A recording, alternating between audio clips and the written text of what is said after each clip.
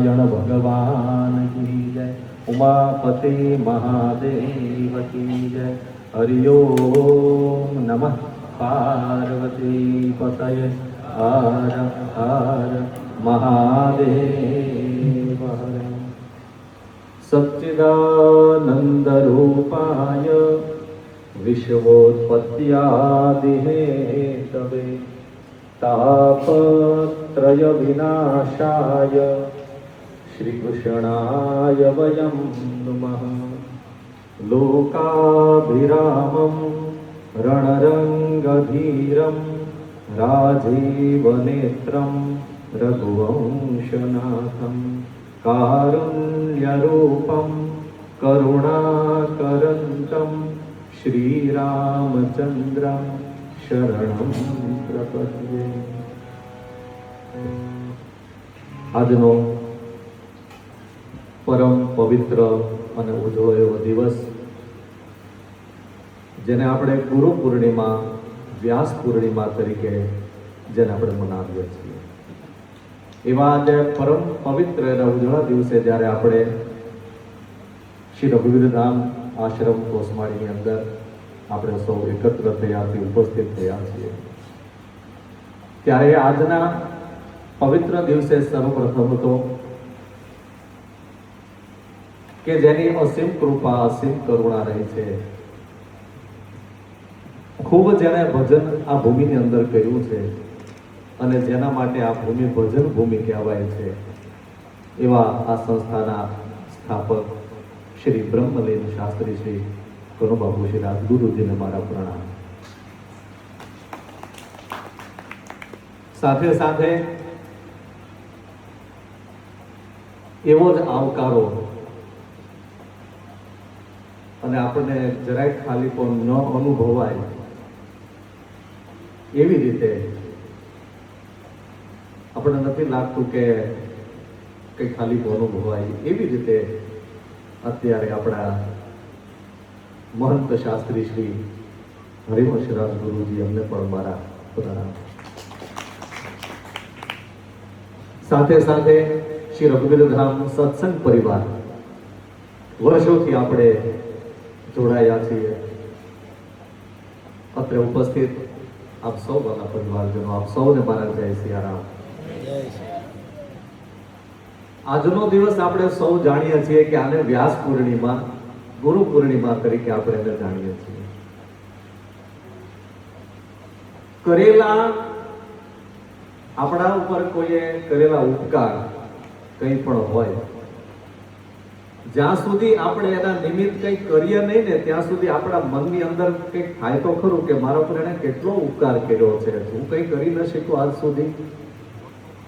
તો આજે એવા કરેલા ઉપકાર, કંઈક એવી કરુણા, કંઈક એવા માર્ગ આપણને ચીંધ્યા અને જેના કારણે આપણને જીવનની અંદર દિશા મળી. આજે માત્ર હું જોઉં છું અહીંથી કે માત્ર બ્રહ્મલીન શાસ્ત્રી શ્રી કનુબાપુ રાજગુરુજીને માત્ર અહીંથી યાદ કરીએ ને તો પણ ઘણા શ્રોતા એવા બેઠા છે કે આંખમાં આંસુ દેખાય છે. આજે યાદ કરવાનો દિવસ છે. આ પીઠ છે જેને આપણે વ્યાસપીઠ તરીકે ઓળખીએ છીએ. નમોસ્તુતે વ્યાસ વિશાલ બુદ્ધે પુલ્લારવિંદા યત પત્ર નેત્ર એનત્વયા ભારત તૈલ પૂર્ણ પ્રજ્વાલિતો જ્ઞાન બલ પ્રદીપ. એ વ્યાસપીઠ કે વ્યાસ પરંપરાથી ચાલતી આવતી. વ્યાસ એટલે શું? વ્યાસ એટલે કે જેને વિશાળ કહેવામાં આવે છે. આ આશ્રમ માત્ર એક વ્યક્તિનો ન બોલી શકીએ આપણે. બાપુ કહે કે આશ્રમ મારો નથી, આ બધો આશ્રમ તમારો છે, આનું ધ્યાન તમારે રાખવાનું છે. એ વ્યાસ જ્યાં સંકુચિત નથી, જ્યાં વિશાળ દ્રષ્ટિ છે, જ્યાં વસુધૈવ કુટુંબકમની જ્યાં ભાવના હોય છે, એનું નામ વ્યાસ. આ પીઠ ઉપર આજે બિરાજમાન આપણા મહંત શાસ્ત્રી શ્રી હરિવંશરાજ ગુરુજી, આપણે સૌ જાણીએ છીએ કે સનાતન ધર્મને લઈ અને ખૂબ મોટું કાર્ય કરી રહ્યા છે. સનાતન ધર્મની તરફ લોકોને વાળી રહ્યા છે, સાચી દિશા બતાવી રહ્યા છે. ક્યારેક કોઈને કડવું લાગે પણ સાચું હોય એ કહેવામાં જરા પણ એ સંકોચાતા નથી. હમણાં જ આપણે સૌ જાણીએ છીએ કે વિદેશ યાત્રા કરી અને આવ્યા છે દેશ અને વિદેશની અંદર આ સનાતન ધર્મ ટકી રહે એ માટે થઈ બાપુ કહેતા કે બ્રાહ્મણનો દેહ જે મેળો છે ને એ કોઈ સામાન્ય કર્મ માટે થઈને જ નથી મેળો. બ્રાહ્મણસ્ય દેહોયમ શુદ્ર કામાય નેષ્યતે, આનું સૂત્ર હતા એ ઘણી વખત બોલતા. આ જવાબદારી મળી છે અને આ જવાબદારી કે ગામડું હોય ને, ગામડાની અંદર બધે ઘડિયાળ નહોતી.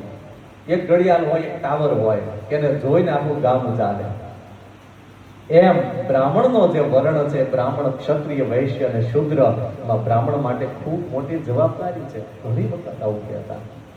તો આજેના શબ્દો આજે આપણને એનું બધું યાદ આવે છે. આજનો પરમ પવિત્ર દિવસ, એના વિશે બીજું તો ઘણું બધું આપણા ગુરુજી સમજાવશે, પરંતુ બહુ ટૂંકમાં કહેવું હોય તો વાલા પરિવારજનો, જે આપણા ઉપર કરેલા ઉપકાર, હે ગુરુદેવ દયા કરકે હે મુજે અપના લેના, મારી પર કરુણા કરજો, મારી પર કૃપા કરજો. ગુરુ પરંપરામાં તો એવું કહેવાય છે વાલા પરિવારજનો કે ગુરુર બ્રહ્મા, ગુરુર વિષ્ણુ અને ગુરુર દેવો મહેશ્વર. ગુરુ પદ એ કોઈ સામાન્ય પદ નથી. જેને બ્રહ્માજીનું પદ આપવામાં આવે છે, એને ભગવાન નારાયણ કહેવામાં આવે છે, એને ભગવાન મહાદેવ કહેવામાં આવે છે. ગુરુ વગર કોઈને ચાલશે નહીં વાલા પરિવારજનો. ગુરુ તો કોઈ સ્થાન અવશ્ય જોશે. શ્રીમદ ભાગવતજીમાં એમ કહે છે કે નાનું બાળક જ્યારે રમતું હોય, એમાં કોઈ થાંભલો હોય ને, થાંભલો પકડીને આમ ફરતું હોય, એને ભય નથી લાગતો, ડર નથી લાગતો પડવાનું કે હું પડી જઈશ, કારણ કે એને થાંભલો પકડ્યો છે. થાંભલો એટલે બીજું કોઈ નહીં વાલા પરિવારજનો, એ ગુરુપદનું એવું સ્થાન છે કે જીવનમાં જ્યારે પકડી લીધું ને, એને પછી ભય નથી લાગતો. એવું આજે વ્યાસ પૂર્ણિમા, ગુરુ પૂર્ણિમાનો આજે સુંદર દિવસ છે. આપણે સૌ અહીંયા ભેગા થયા અને કેટલી સુંદર રૂઢી પરંપરા ચાલે છે. આપણે વિચાર તો કરો કે આજે ગુરુ પૂર્ણિમાના દિવસે આપણે અહીંયા ન હોત અને બીજે ક્યાંક હોત તો આજે કેટલું ભજન થયું. એક હનુમાન ચાલીસાનો પાઠ થતો હોય, લાડુ હોમન ભગવાનને અર્પણ થતા હોય હનુમાનજી મહારાજને. વર્ષોથી પરંપરા અખંડ ચાલી આવતી છે અને હનુમાનજી મહારાજ છે ને જાગૃત દેવ છે. અહીંયા આવીને ઘણા બધાના મુખેથી સાંભળ્યું છે કે કેટલા બધા કષ્ટ હોય, જે પણ હોય, પણ અહીંયા આવીને અહીંયા સ્થાનમાં બેસે ને ભગવાનને પ્રાર્થના કરે ને, એના બધાના દુઃખ મુક્ત થાય છે. શ્રીમદ ભાગવતજીમાં ગુરુ વિશે એક શ્લોક એવો આવે છે કે ચિંતા મળે લોક સુખમ સુરગૃહ સ્વર્ગ સંપદમ પ્રયચ્છતિ ગુરુ પ્રીતો વૈકુંઠમ યોગી દુર્લભમ. કે આપણે કંઈક સાધના કરશું, કંઈક મહેનત કરી લેશું તો આપણને ચિંતામણી એવો છે કે ચિંતામણી જો રાજી થઈ જાય ને તો આપણે જે મનમાં ચિંતન કરીએ ને એ આપણને આપે. એનાથી આગળ શું કહ્યું? આ વેદ વ્યાસ ભગવાનની વાણી છે કે ચિંતામણી લોક સુખમ પણ સુરગૃહ સ્વર્ગ સંપદમ. સ્વર્ગની સંપદા અપાવે કોણ? કે સુરગૃહ, કે જે કલ્પ વૃક્ષ છે, સ્વર્ગનું વૃક્ષ છે, જેને આપણે કલ્પ વૃક્ષ કહીએ. કલ્પ વૃક્ષના કોઈ શાંતિમાં બેસે ને તો જે મનમાં ઈચ્છા કરે બધું એને મળી જાય, બધું જ મળી જાય. પણ ભગવાન વેદ વ્યાસ કહે કે ભગવાનને ગમતું અને ભગવાનનું જે સ્થાન છે એ તો ગુરુ કૃપા વગર વૈકુંઠો યોગી દુર્લભમ. એ વૈકુંઠ ભગવાનનું ધામ છે, એ ગુરુ કૃપા વગર ક્યારેય પ્રાપ્ત થતું નથી. તો આજે એવા પરમ પવિત્ર દિવસે આપણે જ્યારે ભેગા થયા છીએ, પૂજ્ય હનુબાપુની એવી જાગૃત સમાધિમાં જે બેઠેલા બિરાજમાન છે એ ચેતનાને મારા પ્રણામ સાથે સાથે અહીંયા દીપકભાઈને પણ યાદ કરું છું કે એમણે પણ ખૂબ પ્રયાસ, મને હજી પણ અહીં જ્યારે આવું ત્યારે ફરી પાછું મને એની વાત યાદ આવી જાય. જ્યારે મળું ત્યારે મને કે આપણે કંઈક કરવું છે તો મને કયો શું કરીએ. આપણે એવું કહીએ કે બ્રાહ્મણના દીકરા અહીંયા આવે, કંઈક ભણે અથવા આપણે કંઈક કરીએ. આપણી જ્ઞાતિમાં જેટલા કથાકાર છે કે એનું બધું તમે લિસ્ટ બનાવો, આપણે બધાને અહીંયા બોલાવીએ, આપણે બધાનું સન્માન કરીએ. આ કંઈ હશે ને એ રીતે એટલે આવતું વાલા પરિવારજનો, અને આપણે સૌ ભગવાનના જે પ્રાર્થના કરીએ કે અમારા લાડીલા, આપ સૌના બધા એના લાડીલા એવા શાસ્ત્રી શ્રી હરિવંશ રાજગુરુજીને ભગવાન હનુમાનજી મહારાજ ખૂબ શક્તિ આપે અને સનાતન ધર્મને ખૂબ આગળ લઈ જાય એવા ભાવ સાથે આપ સૌને મારા જય સિયારામ.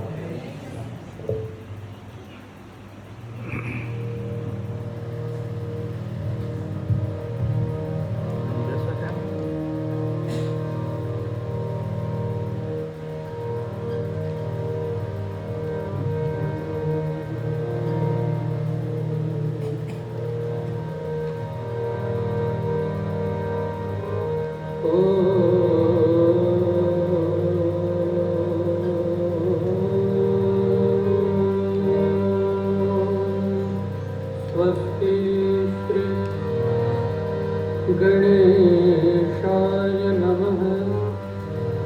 ॐ श्री सरस्वत्यै नमः। वर्णानामर्थसन्धानां रसानां छन्दसामपि मङ्गलानां च कर्तारो वन्दे वाणि विनायकौ। सच्चिदानन्दरूपाय विश्वभूतपत्यादिहेतवे तापत्रयविनाशाय श्रीकृष्णाय वयं नमः।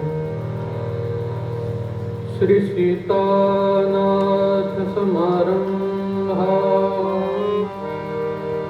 अञ्जनेयर्मध्यमाम्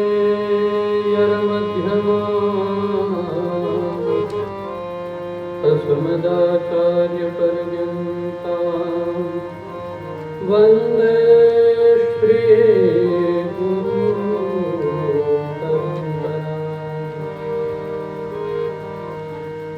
वज्राङ्गं बिन्दनेत्रं कनकमयलसत्कुण्डलं क्रान्तगण्डम् दम्भोलिस्तम्भसारप्रहरणविवशे भूतरक्षोदिनाथम्। ऊर्ध्वलाङ्गुलभरशप्रजलजलनिधिं भीमरूपं कपीन्द्रम् ध्यायन्तं रामचन्द्रं प्लवगपरिमृढं सत्त्वसारं प्रसन्नम्। बोलिए सियावर रामचंद्र भगवान की जय। हुई क्या? જાગીએ. જય સિયારામ. જય સિયારામ. જો જય ઘોષ કરીએ ને એટલે પાપ બળી જાય હો. પણ અંદરના પાપ હોય ને એ રોકી રાખે. કેમ તો કે બળવું કોને ગમે? એટલે જય ઘોષ થાય ત્યારે સંપૂર્ણ ભાવથી સંપૂર્ણ પ્રેમ સાથે આપણે જય ઘોષ કરીએ. બોલીએ સિયાવર રામચંદ્ર ભગવાન કી જય. હનુમાનજી મહારાજ કી જય. શ્રી આરાસુરંબિકા કી જય. શ્રી રાધા કૃષ્ણ ભગવાન કી જય. શ્રી સદગુરુદેવ ભગવાન કી જય. શ્રી સત્ય સનાતન ધર્મ કી જય. હરિ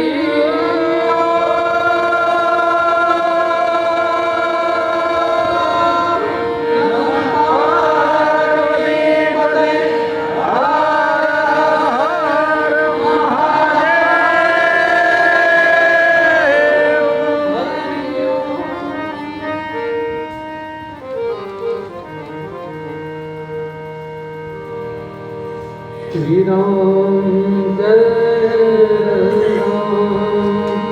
जय जय राम। श्री राम जय राम जय जय राम।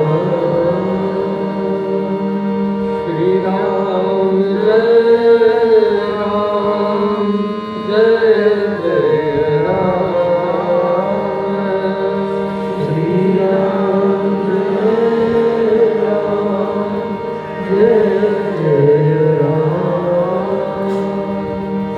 श्री राम जय राम जय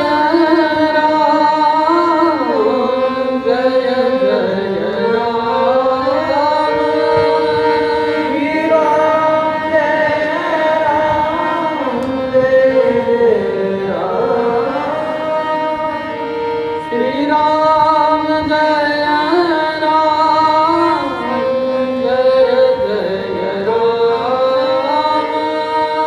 श्री राम जय राम जय जय राम। श्री राम जय राम जय राम। श्री राम जय राम जय जय राम। श्री राम जय राम जय जय राम।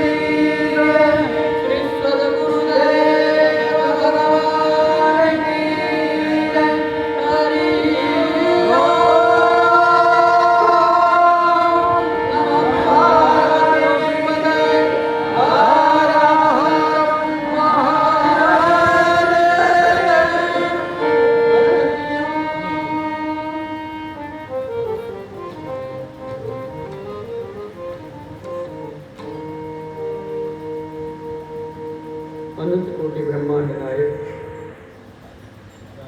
मर्यादा पुरुषोत्तम भगवान श्री राघवेंद्र सरकार, जगत जननी माँ श्री जानकी जी तथा જેમની અનુકંપાથી ગુરુ પરંપરા પ્રાપ્ત થઈ એવા શ્રી હનુમંતલાલજી મહારાજ તથા જેમણે સત્સંગ માં પ્રીતિ જાગૃત કરાવી, ધર્મનો બોધ જેમણે કરાવ્યો એવા પરમ શ્રદ્ધેય સદગુરુદેવ ભગવાન પૂજ્ય બાપુના શ્રી ચરણોમાં સાષ્ટાંગ દંડવત પ્રણામ કરી ઉપસ્થિત સંતગણ મિત્રગણને વંદન કરી આપ સર્વના હૃદયમાં વિરાજમાન યુગલ સરકાર શ્રી સીતારામજીના ચરણોમાં વંદન કરી આપ સર્વને હૃદયપૂર્વક જય જય સિયારામ, જય જય સિયારામ, જય સિયારામ, જય સિયારામ. ખૂબ આનંદ, ખૂબ અને મહાપુરુષોએ કીધું કે આનંદની પ્રાપ્તિ એ જ ભગવત પ્રાપ્તિ. કેમ તો હમણાં પૂજ્ય નિલેશભાઈ ખૂબ સુંદર બધું આપણને સમજાવતા હતા અને ભાગવતજીનો પ્રથમ શ્લોક સચ્ચિદાનંદ રૂપ સત્ય ચિત્ત અને આનંદ સ્વરૂપ.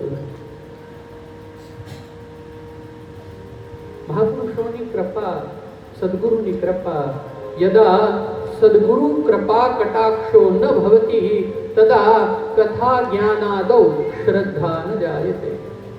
મહાપુરુષોએ કીધું કે જ્યાં સુધી સદગુરુની કૃપા જીવ પર નથી વરસતી ત્યાં સુધી જ્ઞાન જીવ પ્રાપ્ત કરી શકતો નથી. બોલો જય સિયારામ.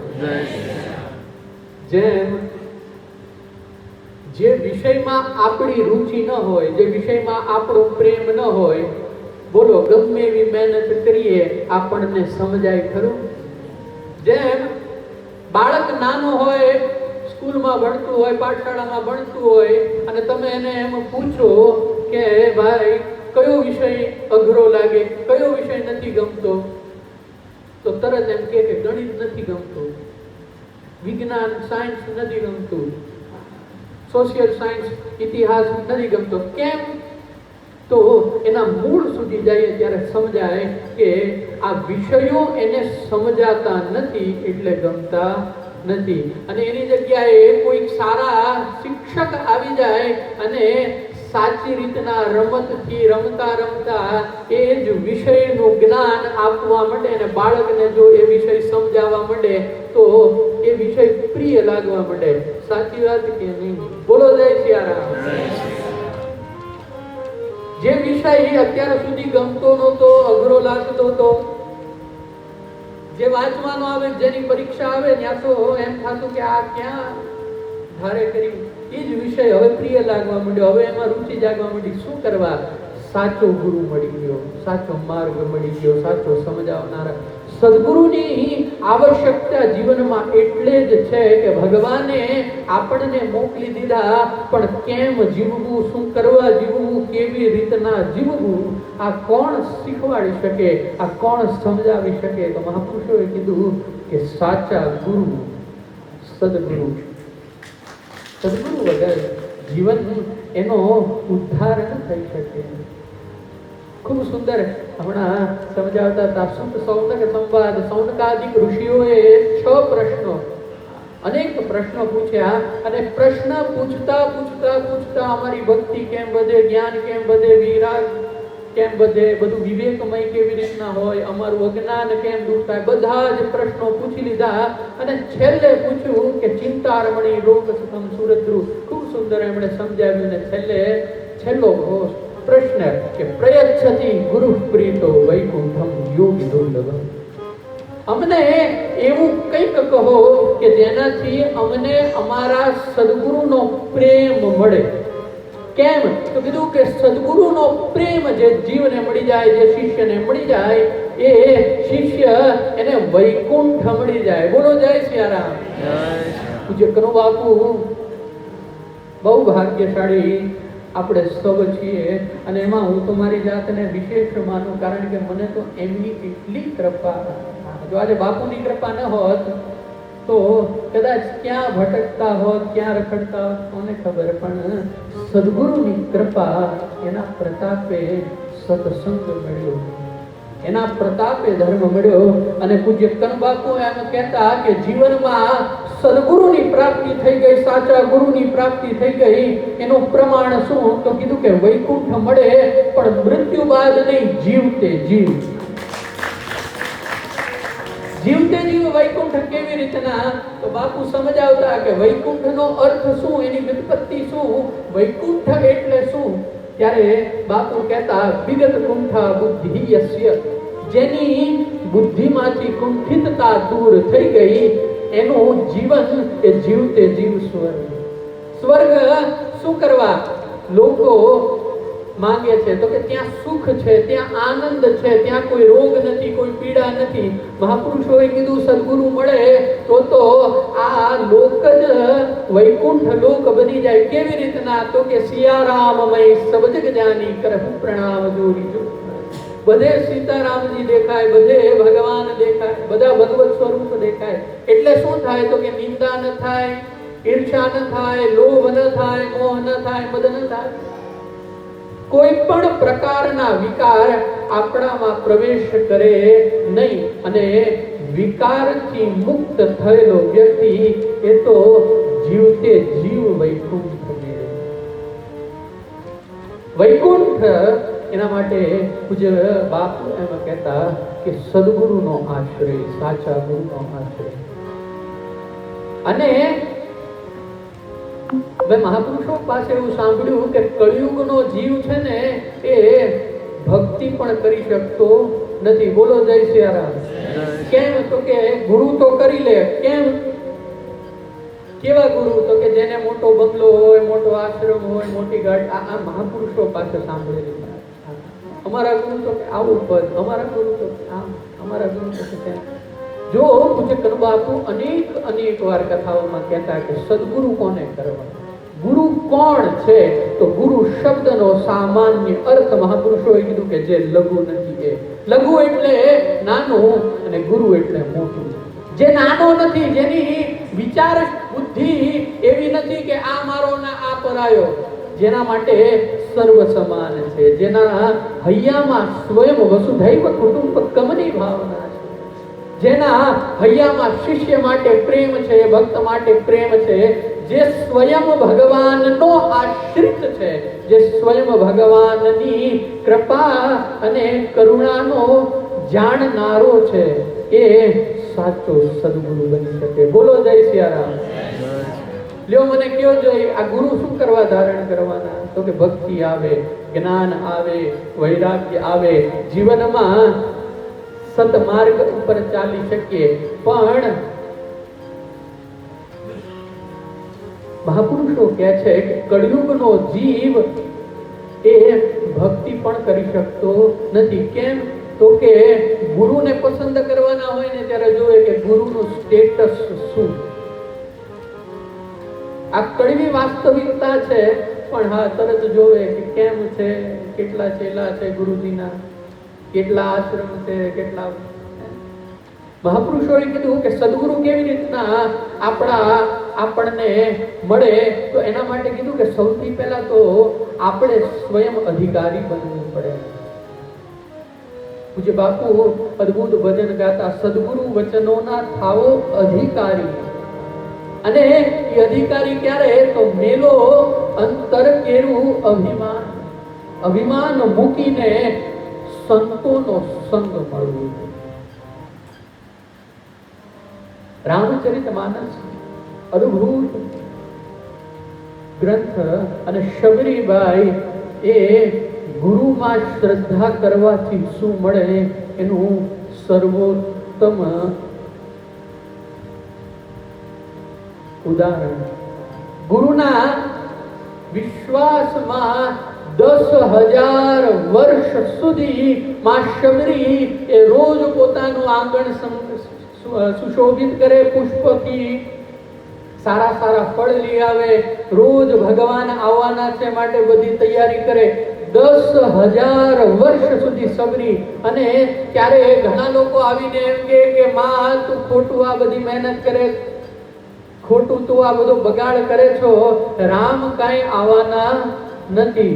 પણ શબરીને પોતાના ગુરુના વચનમાં વિશ્વાસ, અને એ વિશ્વાસના આધારે ભગવાન સ્વયં ભક્ત પાસે, નિયમ છે કે ભક્ત ભગવાન પાસે જાય, પણ જો સદગુરુની કૃપા થઈ જાય, જો સાચો માર્ગ મળી જાય, તો સ્વયં 14 બ્રહ્માંડના નાથે પણ ભક્ત પાસે.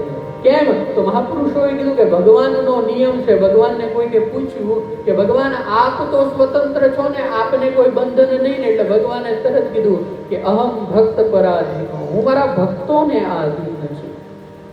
કોઈને પૂછ્યું કે તમે અવતાર શું કરવા લીધા, તરત ભગવાને કીધું કે મારા ભક્તો માટે ઉપાસકાનામ કાર્યાર્થ બ્રહ્મણો રૂપ કલ્પના, પરબ્રહ્મની મારા ઉપાસકે જેવી કલ્પના કરી એવા સ્વરૂપે હું એની સામે પ્રગટ થયો. કહેવાનો મારો ભાવ કે ભગવાન ભક્તોને આધીન છે, ભક્તિને આધીન છે.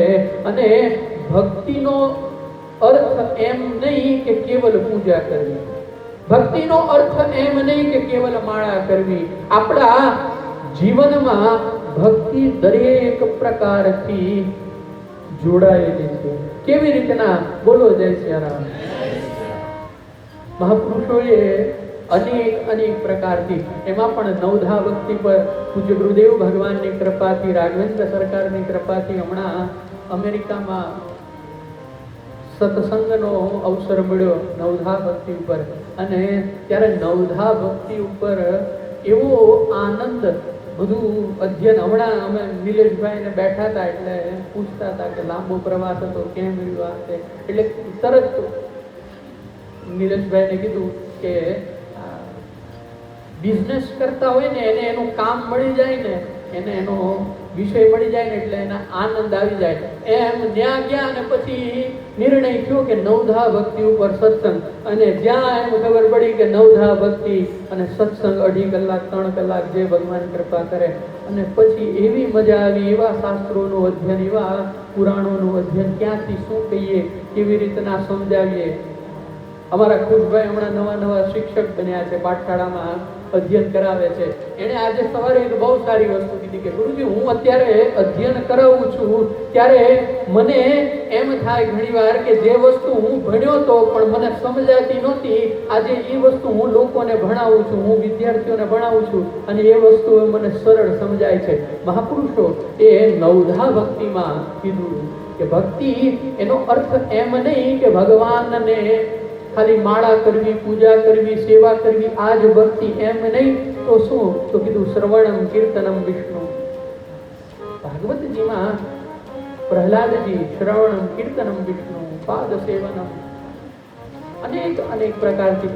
કહેવાનો મારો ભાવ કે આપણા જીવનની એક ક્રિયામાં જ્યારે ભગવત કૃપા ભળી જાય, આપણા જીવનની એક ક્રિયામાં જ્યારે ભગવત અનુરાગ વધી જાય, ભગવત પ્રેમ વધી જાય, ભગવત પ્રેમ સંમિલિત થઈ જાય, એટલે સમજવું કે એ ભક્તિ.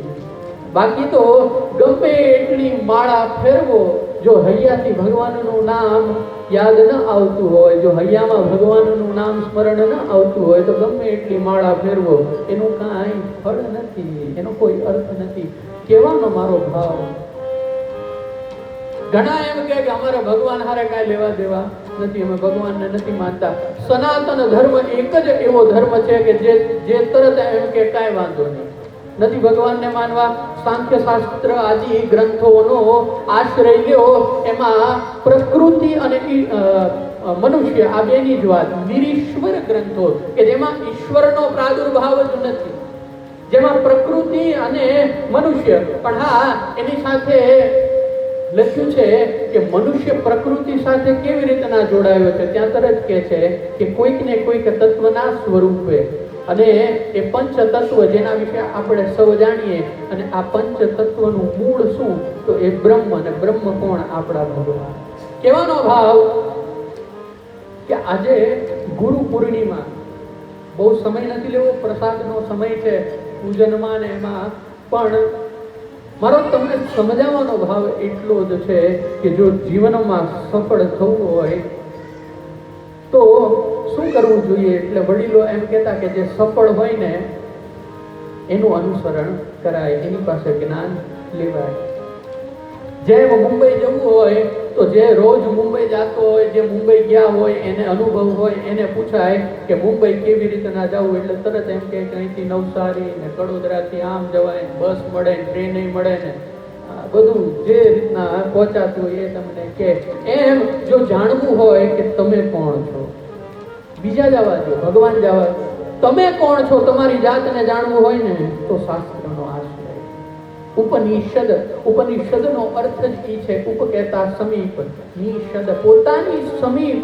પેલા પોતે આપણે કોણ છીએ એ જાણવું હોય તો ધર્મશાસ્ત્ર, એ જાણવું હોય તો ભક્તિ. જીવન શું કરવા? આપણને મનુષ્ય દેહ મળ્યા અને 84 લાખ યોનિઓ, જીવ જંતુ કૂતરા બિલાડા આ બધા જીવ આપણે જીવીએ, ઈ જીવ આ જીવ, તો આ જીવમાં શું અંતર આ જાણવું હોય તો ભક્તિ. જીવન શું કરવા? ઘણીવાર આપણા જીવનમાં પણ એવી પરિસ્થિતિઓ બને કે આપણને એમ થાય કે આની કરતા તો ડૂબી મરવું સારું, આની કરતા તો મરી જવું. આજે ડિપ્રેશનના કેટલા કેસીસ, આત્મહત્યાના કેટલા કેસ. શું કરવા? કારણ કે મન એટલા પ્રબળ નથી, મનની શક્તિ એટલી પ્રબળ નથી, દેહ એટલો પરિપક્વ નથી કે દુઃખને સહન કરી શકે. નાની નાની ઉંમરમાં હાર્ટ એટેક. કહેવાનો ભાવ કે જીવનની કોઈ પણ ક્રિયા છે આને સમજવું હોય તો એ ભક્તિ સિવાય સમજી ન શકાય, જ્ઞાન સિવાય સમજી ન શકાય. અને જ્ઞાન ક્યાંથી મળે? તો જ્ઞાન માટે સદગુરુ. અરે ચાલતા શીખવાડ્યા એ પણ ગુરુ, બોલતા શીખવાડ્યા એ પણ ગુરુ, લખતા શીખવાડ્યા એ પણ ગુરુ. 3 પ્રકારના ગુરુ. એક કુળ ગુરુ કે જેણે કુળનું આપણને નામ આપ્યું, જેણે આપણને કુળના અધિકારી બનાવ્યા. બીજા લક્ષ્ય ગુરુ કે કોઈ પણ લક્ષ્યની પ્રાપ્તિ જેણે કરાવી. હવે જો લક્ષ્યની પ્રાપ્તિ કરાવનાર ગુરુ ન હોય તો શું આપણે કંઈ શીખી શકીએ ખરા? મા બાપે ભાષા ન શીખવી હોય, બોલતા ન શીખવું હોય, ગુજરાતી ન શીખવું હોય તો બોલી શકીએ ખરા? શિક્ષકોએ ભણાવ્યા ન હોય તો ભણી શકીએ ખરા? એમ જીવનની એક એક ક્રિયાઓ આપણે કોઈક પાસે શીખ્યા છીએ. એ બધા જ આપણા લક્ષ્ય ગુરુ. અને જો જીવનમાં સત્ય શું છે એને જાણી લેવું હોય, સાચો માર્ગ શું છે એને જાણી લેવું હોય, સત્ય સુધી પહોંચવું હોય, જીવનમાં સફળ થવું હોય તો શું કરવું પડે? તો કે મહાપુરુષોએ કીધું કે તો પછી 3જા પ્રકારના ગુરુ, સદગુરુનો આશ્રય. સદગુરુનો આશ્રય. અને સદગુરુનો આશ્રય એનો અર્થ એમ નહીં કે ખાલી કંઠી પહેરી લીધી, માળા કરી લીધી, ગુરુ મંત્ર લઈ લીધો પછી વાર્તા પૂરી, એમ નહીં. ગુરુજી પાસે જઈને પૂછવું જોઈએ કે ગુરુજી મેં માળા કરી લીધી, ગુરુ મંત્ર લઈ લીધો, આપે કીધું એ પ્રમાણે હું ગુરુ મંત્રના આટલા જપ કરું છું, આ પારાયણ, આ પાઠ, આ બધું કરું છું, હવે આગળ શું કરવું જોઈએ? કેટલા લોકો પૂછવા ગયા પોતાના ગુરુ, પછી એમ કહીએ કે જીવનમાં દુઃખ આવે. ભાગવતજી કહે છે કે અભયમ પ્રદાન કરનારું એ જ્ઞાન છે. જ્ઞાનથી અભય મળે. અભય એટલે કોઈ પણ પ્રકારનો ભય નહીં. ગીતાજીમાં કીધું અભયમ સત્વ સંશુદ્ધિ જ્ઞાન યોગ વ્યવસ્થિતિ અભયમ. ઘણી પ્રકારના ભયોથી આપણે દુઃખી છીએ. આપણા દુઃખ દૂર થઈ જાય, ભય દૂર થઈ જાય, દરેક પ્રકારથી સુખ મળે. અને જેને મહાપુરુષો નિજાનંદ કે પોતાની અંદર રહેલા આનંદ સ્વરૂપને મેળવવા, એનો અર્થ નિજાનંદ, પોતાના આનંદમાં. આપણે આપણી મનમાં એવી ધારણા બાંધી બેઠા કે આટલા કરોડ કમાઈ લઈએ તો સુખી થઈ જાય, આવી ગાડી લઈ લઈએ તો સુખી થઈ જાય, ફલાણું કરી લઈએ તો સુખી થઈ જાય. એ વસ્તુ ખોટી નથી, પણ એનો પ્રયોગ શું, એનો માધ્યમ શું, એનો માર્ગ શું, આ જો સમજવું હોય તો સદગુરુ પાસે જવું જોઈએ. અને સદગુરુ એની પાસે જઈને પ્રશ્ન પૂછવા જોઈએ. ઘણા લોકો એમ કે આ કથા કરે, કથાથી શું થાય, સત્સંગથી શું થાય?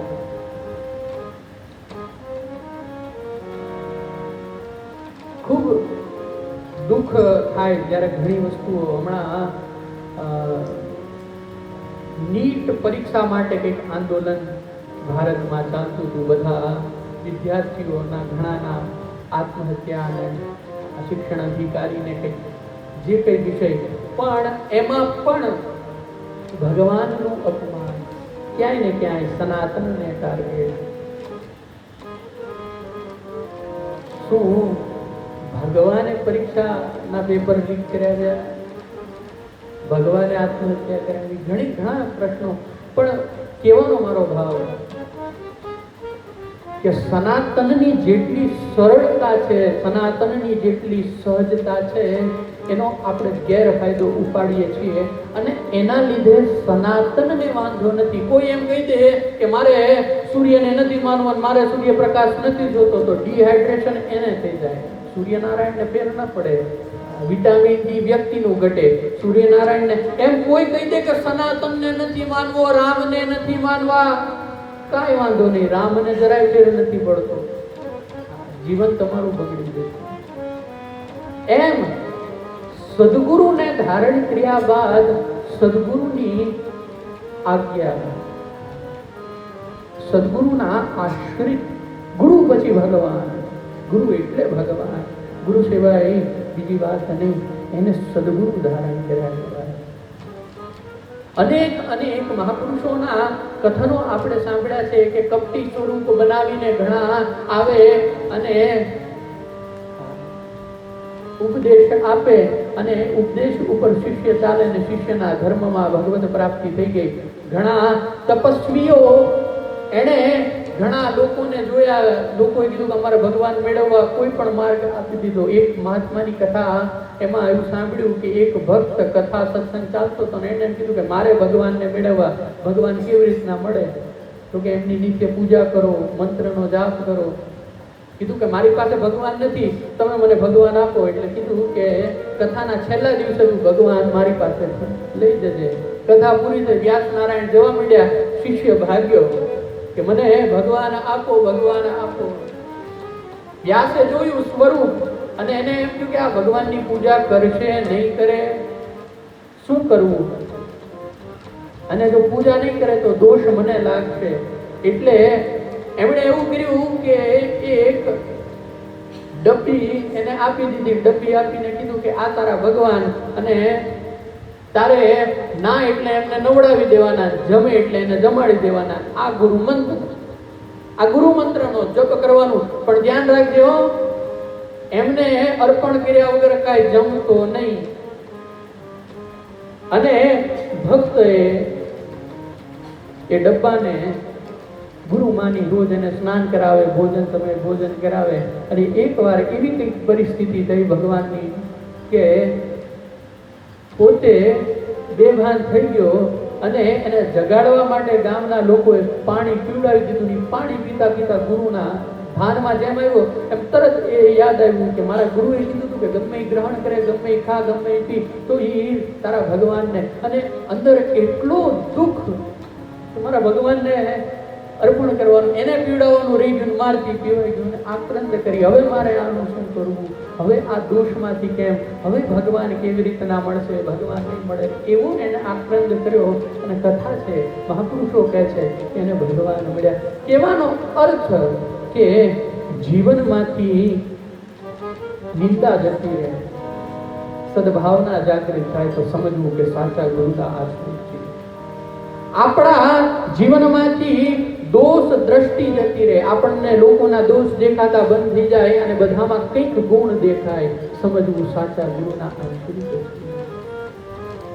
આપણા જીવનમાં ભગવાન પ્રતિ પ્રેમ વધવા માંડે એટલે સમજવું કે સાચા ગુરુના આશ્રિત છે.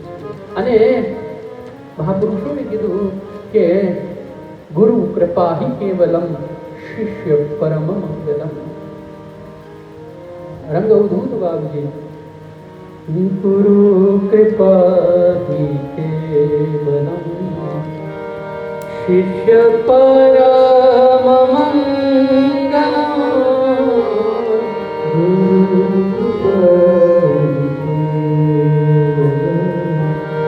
શિષ્ય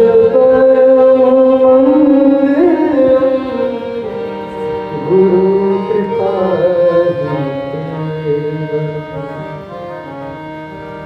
દેહબલં ગેહબલં ચિત્તબલં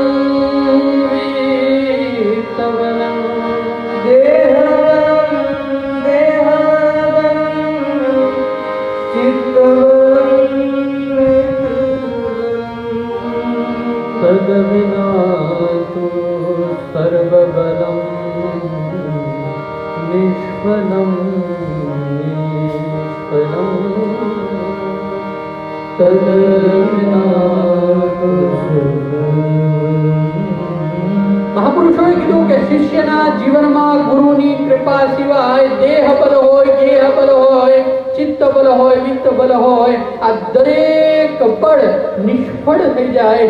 ક્યારે? તો કીધું કે જો સદગુરુની કૃપા ન હોય તો. ગેહ બલમ, દેહ બલમ, દેહનું બળ હોય, શક્તિ હોય, બળવાન શરીર હોય, એક સાથે 10 લોકોને પછાડી દેવાની તાકાત હોય, પણ ગુરુની કૃપા ન હોય તો, સાચી ટેકનિક ખબર ન હોય તો, અને યુદ્ધ કરવા જાય, આ તલવાર ચલાવતા આવડતી હોય, લાકડી ચલાવ બધું આવડતું હોય, પછી સામે દુશ્મન બંદૂક લઈને આવે, શું કરવું? કેવાનો ભાવ કે ગુરુ કૃપા હિ કેવલમ શિષ્ય પરમ મંગલમ. સદગુરુના થઈ જવું એ સાચું શિષ્યત્વ. અને હું અનેક વાર પૂજ્ય બાપુના કંઠે સાંભળ્યું કે વિદ્યાર્થી ને શિષ્યમાં ફેર છે. શિષ્ય એટલે ગુરુનો જે થવા જાય, જે ગુરુનો થઈ ગયો એ શિષ્ય, અને જે વિદ્યાને મેળવવા જાય એ વિદ્યાર્થી. વિદ્યાર્થી વિદ્વાન બની શકે, જ્ઞાની બની શકે. શિષ્ય એ ગુરુ તત્વને ધારણ કરીને પરમ જ્ઞાની બને. અને એવા જ પરમ જ્ઞાના અવતાર વેદ વ્યાસજી મહારાજ. મહાપુરુષોએ અનેક પ્રકારથી આપણને સમજાવ્યું. મને ઘણીવાર ખૂબ ચિંતન કરતા કરતા એવો આનંદ આવે, અને એવી આમ અલગ વાતો. મને એક ભાઈ પૂછતા હતા કે આ શાસ્ત્ર એટલે શું? એટલે તરત પૂજ્ય બાપુ જેમ પ્રેરણા કરતા હોય ને એમ મનમાં વિચાર આવ્યો કે જેમ આપણે ગાડી લેવા જઈએ કે કોઈ વોશિંગ મશીન, ફ્રીજ, મશીનરી ગમે લેવા જઈએ એટલે કંપની વાળા એની સાથે એની મેન્યુઅલ બુક આપે કે આમાં કયા ફીચર્સ, કેવી રીતના આ ચાલે, આનો શું ઉપયોગ થાય, આની શું ફેસિલિટી, બધી વસ્તુ એમ મેન્યુઅલ બુક આપે. તો આ વેદ વ્યાસજી એ ભગવાનનો જ્ઞાના અવતાર, અને ભગવાને જીવન આપ્યું ને એની સાથે આ શાસ્ત્ર, વેદ, પુરાણ, ઉપનિષદના નામે મેન્યુઅલ બુક આપી છે. જીવન એ આપણા જીવનની મેન્યુઅલ બુક આ શાસ્ત્રો છે, અને શાસ્ત્રને સદગુરુ પાસે જઈને સમજી શકાય. માટે કહેવાનો એક જ ભાવ છે કે કથા સાંભળવા જઈએ, જ્ઞાન મેળવવા જઈએ, સત્સંગ, એક જ વસ્તુ, જીવનમાં કર્મ કરશો ને એનું ફળ મળશે. સત્કર્મ કરશો તો પુણ્ય થશે, પાપ કર્મ, કુકર્મ એ પાપ અપાવશે, પાપ દુઃખી કરશે, અને સત્કર્મ પુણ્યના આધારે સુખી કરશે. આપણે મહેનત કરીએ, જીવીએ, દોડીએ, બધું કરવા, સુખી થવા. બોલો જય સિયારામ. હવે પૂર્ણાહુતિ જ છે, પણ એક વસ્તુ, પુણ્ય આપણે સુખી થવા માટે ધંધો કરીએ, વ્યવસાય કરીએ, સેવા કરીએ, દાન કરીએ, ગમે કરીએ, અંતમાં ભાવના એવી હોય કે સુખી થઈએ. મહાપુરુષોએ કીધું કે આપણે જેને સુખ માનીએ છીએ ને એ સુખ નથી. એટલે શું થાય કે ગાડી લઈ લઈએ, બંગલો લઈ લઈએ, પૈસા લઈ લઈએ, પછી એમ થાય કે આ નહીં, હજી આનાથી આગળ. પણ હા, સુખ શું છે આ સમજવું હોય તો સદગુરુના આશ્રિત થઈ જાઓ, ગ્રંથોના આશ્રિત થઈ જાઓ, અને ભગવત કૃપા મેળવી લો. ભગવત કૃપા એ પરમ સુખ છે, નિજાનંદ છે. અમારા અમિતભાઈ આજે સાંજે ભજન સંધ્યા છે એટલે સંભળાવશે કે જો આનંદ સંત ફકીર કરે વો આનંદ નાહી અમીરી ને.